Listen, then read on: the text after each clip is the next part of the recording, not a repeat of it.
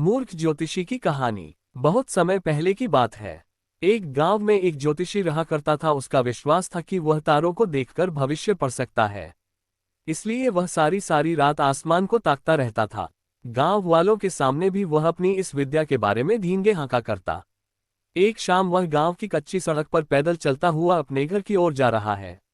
उसकी नजरें आसमान पर चमकते तारों पर जमी हुई थी। वह तारों को देखकर आने वाले समय में क्या छुपा है, ये पढ़ने की कोशिश कर रहा था। तभी अचानक उसका पैर कीचड़ से भरे एक गड्ढे पर पड़ा और वह गड्ढे में जा गिरा। वह कीचड़ में लथपथ हो गया और किसी तरह गड्ढे से बाहर निकलने के लिए हाथ पैर मारने लगा।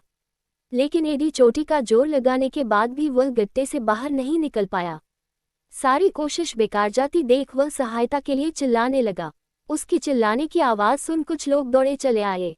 उन्होंने उसे गड्ढे में गिरे देखा तो समझ गए कि आदतवश वह आसमान में तारों को देखकर भविष्य को समझने लगा हुआ होगा और सड़क का गड्ढा उसने नहीं देखा होगा। उन्होंने उसे बाहर निकाला और बोले, तुम आसमान में तारों को देखकर भविष्य पढ़ते रहते हो और तुम्हें यही नहीं पता कि तुम्हारे पैरों तले क्या है। भविष्य की तलाश में मत भटको, जो सामने है उस पर ध्यान दो। भविष्य अपना ख्याल खुद ही रख लेगा। सीख, हमारा आज ही कल अर्थात भविष्य का निर्माण करता है।